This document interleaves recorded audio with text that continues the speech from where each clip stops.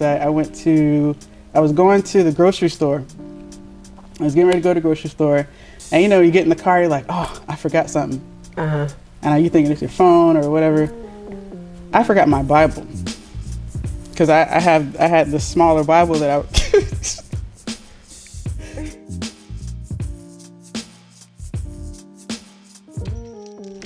That's a lot. That's a lot. I know. You haven't did you tell the people what you have, your degree? Oh, so I have a bachelor's in math. Uh-huh. I have a master's in curriculum and instruction. Okay. And I have a master's in theology. So bingo. Yeah. Theology yeah. And that was another, thing for me. I just wanted to know. I wanted to understand. It wasn't even like, oh, let me get this degree so I can become a leader or a pastor or something like that. Uh-huh. Though that's what usually is assumed of people when you want to learn and understand. It's like, oh, well, you're called to be, a preacher or a pastor. It's like, no, I just want to know. I'm just curious. From jump, you had a lot of questions. Yeah. Which I think is great, because growing up for me, it was like you never question God. You never question any of these things. It means you don't believe. Mm-hmm. And it's like, no, that's not it. I'm just curious. I have questions. So for you to seek that as your education, I think is really great. And people that are listening to your story, they have to understand that you just not no Rudy Poot. I had a few questions and I read a couple books. No, that's not it. You have a deep understanding of what you're saying and what you're passionate about. So yeah, I studied it a lot, and I had a lot of books too. So people, because by that point in what I call my Jesus bubble phase in college, I had so many books that other people from my group, they would come and borrow books, and like I was checking out books. So I need to keep track of all these books that I let people hold. Get my book back. That says a lot, though. I'm still missing one book. You know who got it? I don't know who got it. But I hadn't been able to find that book. I kept most of my books, but then I did get rid of a lot of them too. I got rid of a lot. You had a strong urge to understand what was going on. Yeah, because I knew that it was important. It was almost like it's the answer, Oh. Something like this, the answer. Figure that out, Everything else will make sense. Okay. So as you talk about your Jesus, the bubble, what else happened in the bubble area, would you say, or era? Oh, Lord. What else happened? Well, in my Jesus bubble phase, because in college, it was like we all hung out together. Mm-hmm. So it wasn't like, it just was like my new community was people who also thought the same, also were seeking it out to some degree, and also choosing to be devout and choosing to go to church and choosing to wake up early and like get on the road, because eventually the one church that was the best church to go to was like an hour away. Oh. And so we would either carpool or we would like do, to all go to church every Sunday. So it was just like, that community was like my bubble. That's all we knew. We all listened to the same music. Okay. There's a period of time where I don't know any secular music that came out. I have no clue. That's when the disconnect started, because sometimes when I hang, with different people like you or somebody like, oh, I remember this jam. I'm like, not really. Because there's a period of time, but we didn't listen to anything. Matter of fact, in that Jesus bubble phase too, I just started making different decisions. And I remember I got all my music together because I loved like Jill Scott. I loved like all kinds of like just soul music and different music and rap. All the stuff I downloaded. Remember that download you can get on your computer? You can get all that music for free. Yeah. Had all that on my computer, and I put it together in a folder, and I deleted it. Oh, wow. Yeah, because I was like, I got to get serious. I got to, Yeah, a strong desire. So. Whew. Yeah. So is this around the time your sister asked you for the CD, to burn the CD, or was that probably. Later? Tell the people your story. Well, no, it just was that my sister at one point, I had this church CD, and she was asking me if I could make a dub for her and just make a copy of the CD. Which I used to do, right? So it wasn't something that she was asking me to do. I'd never done before. And by that point, I just got way serious about it or something. I think it's just this thing, between me and my friends, whatever we were doing. So I was like, nope, this is not right. This is stealing. And I refused to copy the CD for her. And it was a Christian CD. And she was so bad. She was like, really, you're not going to... She's like, you're serious right now. You're seriously not going to just dump this CD for me? I was like, no. You stealing from the artist? No. I said, that's stealing. That's wrong. I'm not going to do it. It just was a different time, a different time. How was your relationship with your parents while you were in the bubble? it was like they were grateful I wasn't on drugs or something. You know what I mean? Because when they dropped me off to college, my mom was really emotional. Oh, yeah. She was really emotional. And I think that they were just grateful that I wasn't like just pregnant and on drugs or nothing like that. Oh, okay. So at some points, though, they did think it was a little bit much. Did they? Yeah. Who, your dad? My mom. Your mom? Your yes, mom? my mom. She's the one that thought it was too much. She's like, you ain't got to do all that. She thought you were in a cult? I don't think so, but it was like, you know, they were, like, I remember there was one summer in college where most of my friends from my group, they were going to go do a missions trip in, I think, Chicago, and the inner city there, or some inner city trip. And I remember asking if, you know, I said I wanted to go. And I was like, nope, you need to stay here, get a job, go get, you know, some summer work. And I remember being so upset because I'm like, well, this is what we're supposed to do. She's like, nope, the people at the job need saving, so go save them.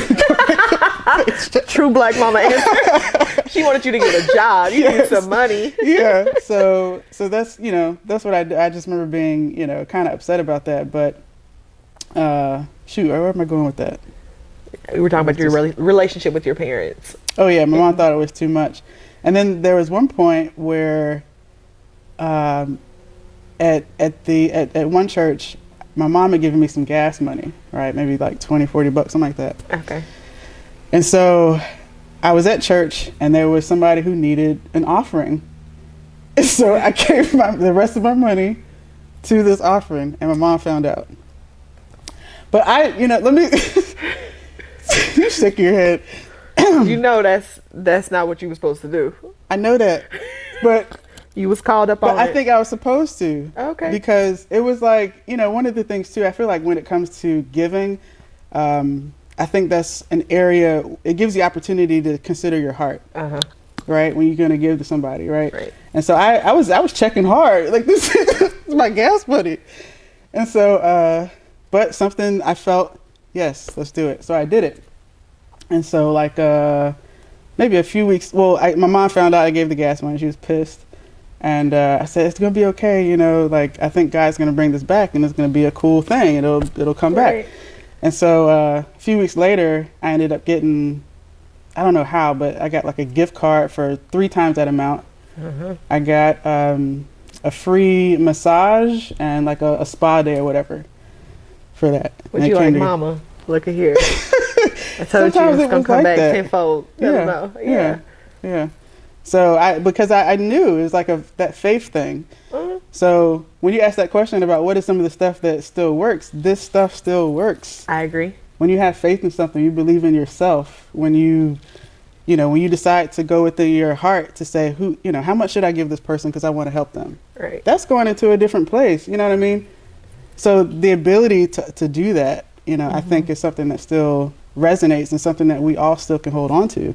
No matter what you do and, all that. What your beliefs are now. I agree. I still give things. I'm like, it'll come back. Yeah. It's no different. Never thought about that. That is definitely coming from my youth and what we were taught. Like, just give it. It'll come back. Yeah. Yeah. So, So your mom was kind of like, slow down on.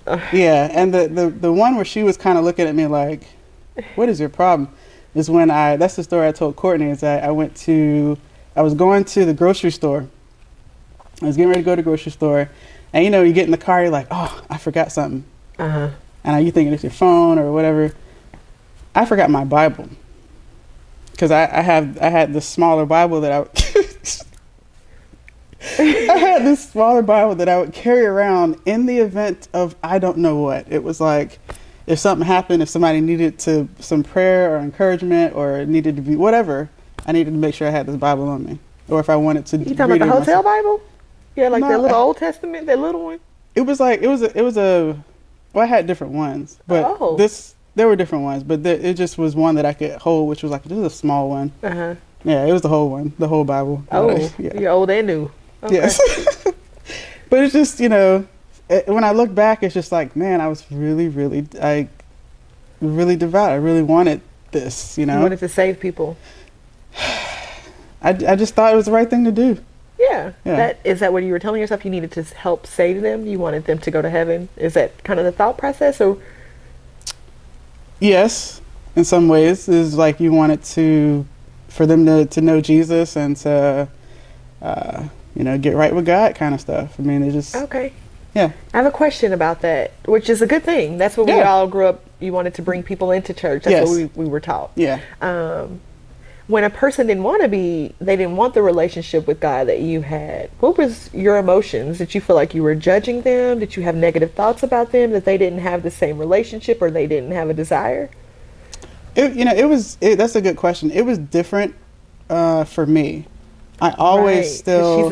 you have a tender heart. And you accept people how they are. So I'm kind of curious about that. Yeah. Because if they said no, I could just see you being like, okay. Yeah. But that's completely opposite of what you're conditioned to do. Yeah. Either you keep pressing and you just keep bringing it up, or whatever. Or for me, I just thought, I just want to get to know the person, and just be a help to them somehow. Right. So I didn't really, I can't recall anybody that I did that to. Okay. Because I knew that didn't feel right either. All right. To just straight up dismiss somebody or be judgmental of the situation. Yeah. Because I think that's a lot why I see people our age leaving church or leaving Christianity. Religion is the judgment that comes with it. It's a lot. I mean, and I always say you don't know somebody's story. It was like once I actually got to know the person and really understood where they were coming from, like just more about them as a person, it just, all I could do was just have love for them. Which is the point, that's the whole point. That's the whole point. Yeah. So, yeah, I didn't really trip about stuff like that. I just wanted to be a help. And I also started to understand that, like, everybody's in different stages in their life. Somebody who used to cuss like a sailor and, do a bunch of, just drink every single day, multiply, whatever. And now they only cuss once a week or something like that. And they, you don't know what stage they're in, what they're trying to do or overcome. But as most Christians that I had experienced would see that and judge where they were at that point. Right. And say, oh, they're whatever. But it's like, there's such a history behind what you see at that moment. So other things that they've done to overcome and to be who they are now. Right. So. And usually the person that's judging has a story. Yes. That's where I get lost. Like, you have something going on with you that you can share with the world, but you're afraid to show it because you fear judgment. Yeah. What? And yet you judge other people. Yeah. That's why I'm like, oh, this is horrible. Yeah, they're putting out what they, they're projecting something. It is. You know it's what I mean? Totally a reflection of who they are inside. That's how people are projecting. Yes. Yeah, definitely.